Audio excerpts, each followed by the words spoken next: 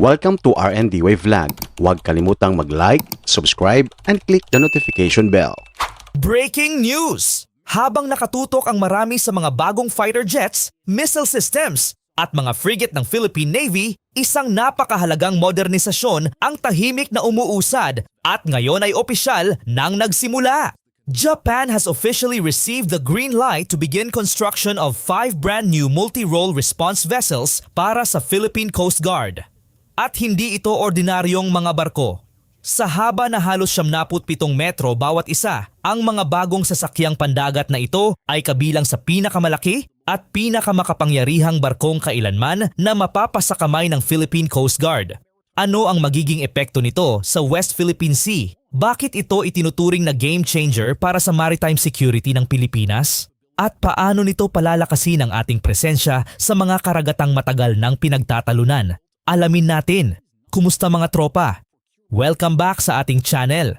Isang napakahalagang dokumento mula sa Department of Transportation ang nagkumpirma na opisyal nang nagsimula ang susunod na yugto ng modernisasyon ng Philippine Coast Guard. Matapos mailabas ang Notice of Contract Effectiveness at Notice to Commence Work, autorisado na ngayon ang Mitsubishi Shipbuilding ng Japan upang simulan ang detailed design at construction ng 5 bagong multi-role response vessels o MRRVS. Sa madaling salita, tapos na ang pagpaplano, tapos na ang mga proseso sa kontrata, at nagsisimula na ang aktual na paggawa ng mga barko. Ito ang yugto kung saan ang isang modernization project ay hindi na lamang pangako sa papel kundi nagiging realidad. At kapag natapos ang mga barkong ito, malaking pagbabago ang mararamdaman sa kakayahan ng Philippine Coast Guard. Ang bawat barko ay may habang humigit kumulang 77 metro. Mas malaki ito kaysa sa karamihan ng mga patrol vessel na kasalukuyang ginagamit ng Coast Guard. At kapag mas malaki ang barko, mas malaki rin ang kakayahan nito. Mas maraming fuel, mas maraming supplies, mas maraming kagamitan, mas komportableng tirahan para sa crew. At higit sa lahat, mas matagal itong makakapanatili sa dagat. Ito ang tinatawag na endurance. Sa usapin ng maritime security, hindi sapat ang magkaroon lamang ng barko. Ang mahalaga ay kung gaano ito katagal makakapagbantay sa dagat. Sa pamamagitan ng mga bagong MRRVS, magkakaroon ang Pilipinas ng kakayahang magsagawa ng mas mahahabang patrol mission sa malalayong bahagi ng ating maritime territory nang hindi agad kinakailangang bumalik sa pantalan. Ibig sabihin, mas matagal na presensya, mas malawak na pagbabantay, mas mabilis na pagtugon sa anumang insidente. At dito nagiging mas mahalaga ang proyekto. Hindi linggid sa lahat na isa sa pinakamahalagang maritime area ng bansa ay ang West Philippine Sea. Habang nakatutok ang Philippine Navy sa military at defense operations, ang Coast Guard naman ang pangunahing mukha ng maritime law enforcement at maritime governance. Sila ang nagpapatrolya. Sila ang tumutulong sa mga mangingisda. Sila ang tumutugon sa maritime emergencies. At sila rin ang nagpapatunay ng presensya ng Pilipinas sa mga karagatang sakop nito. Sa pagdating ng 5 malalaking barkong ito, mas magiging madalas, mas matagal, at mas kapani-paniwala ang presensya ng Pilipinas sa mga kritikal na lugar sa ating karagatan. Hindi lamang laki ang maiaalok ng mga bagong barkong ito.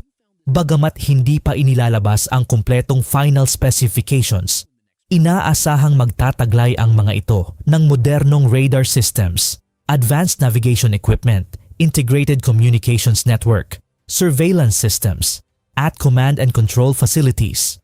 Sa simpleng salita, mas malayo ang kanilang makikita. Mas mabilis nilang matutukoy ang mga potensyal na banta. Mas mahusay nilang mamomonitor ang malawak na karagatan ng Pilipinas. At mas mabilis silang makakatugon sa anumang emergency o insidente. Ito ang tinatawag ng mga defense analyst na force multiplier. Iisang barko, ngunit napakalaki ng nadadagdag na kakayahan sa buong maritime security network ng bansa. Ngunit hindi lamang seguridad ang pakinabang ng mga bagong MRRVS, mahalaga rin ang kanilang papel sa disaster response. Tandaan natin na ang Pilipinas ay isa sa mga bansang pinakaapektado ng bagyo at iba pang natural disasters. Kapag may kalamidad, ang malalaking barkong tulad nito ay maaaring magsilbing floating command centers. Maaari silang magdala ng relief goods, magsagawa ng search and rescue operations, at tumulong sa mga komunidad na naputol ang access dahil sa sakuna. Kaya hindi lamang ito barko para sa seguridad, ito ay barko rin para sa pagliligtas ng buhay. Ipinapakita rin ng proyektong ito kung gaano kalalim na ang strategic partnership ng Pilipinas at Japan. Sa nakalipas na dekada, naging isa ang Japan sa pinakamahalagang katuwang ng Pilipinas pagdating sa maritime security at capacity building. Marami sa mga modernong barkong ginagamit ngayon ng Philippine Coast Guard ay produkto ng suporta ng Japan.